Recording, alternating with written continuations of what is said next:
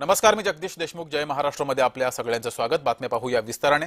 सुरुवातीलाच एक मोठी राजकीय बातमी समोर येते आहे. शिवसेना पक्ष आणि चिन्हाबाबत बुधवारी अंतिम सुनावणी होणार आहे. सर्वोच्च न्यायालयामध्ये 21 जानेवारीला ही अंतिम सुनावणी पार पडेल. शिवसेना आणि धनुष्यबाण कुणाचा याचा फैसला होणार आहे. महाराष्ट्रातील सत्ता संघर्षाचा आणि दोन महत्त्वाच्या प्रादेशिक पक्षांच्या भवितव्याचा पेच आता सर्वोच्च न्यायालयामध्ये सुटण्याच्या मार्गावर आहे. शिवसेना पक्ष आणि धनुष्यबाण या निवडणूक चिन्हाबाबत येत्या बुधवारपासून अंतिम सुनावणीला सुरुवात होईल. सरन्यायाधीश सूर्यकांत यांच्या नेतृत्वाखालील खंडपीठ सलग 2 दिवस या प्रकरणाचा युक्तिवाद ऐकून घेणार आहे.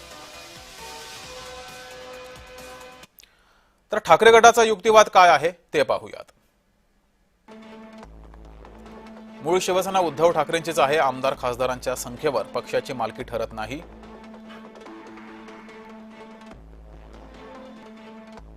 शिंदेंचं कृत्य हे सर्वार्थानं बंडच आहे. त्याला अन्य कुठलाही अर्थ जोडू नये.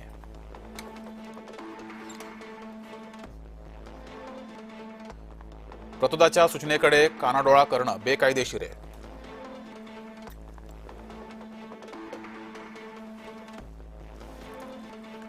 राज्यपालांनी विश्वास प्रस्ताव ठेवण्याचे आदेश देणं हे बेकायदा आहे, असा ठाकरे गटाचा युक्तिवाद आहे. विश्वास प्रस्तावाचा आदेश देऊन राज्यपालांनी शिवसेनेमध्ये फूट पडल्याचं एका अर्थी मान्य केलं.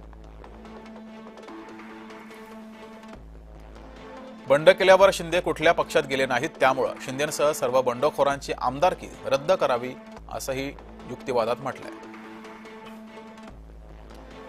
2016च्या नेबाम रेबिया केसमधील निर्णयाचा सुप्रीम कोर्टानं फेरविचार करावा.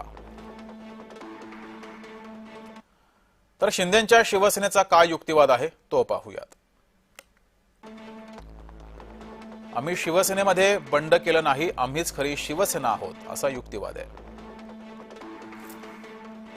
अंतर्गत मतभेदामुळे हा प्रसंग घडला, आम्ही पक्ष सोडलेला नाही. आमदारकी रद्द करण्याचा अधिकार केवळ विधानसभा अध्यक्षांचा आहे.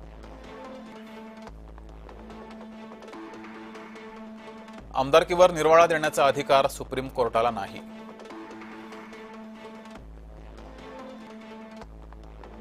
विश्वासमत घ्या असं सांगण्याचा राज्यपालांना पूर्ण अधिकार आहे.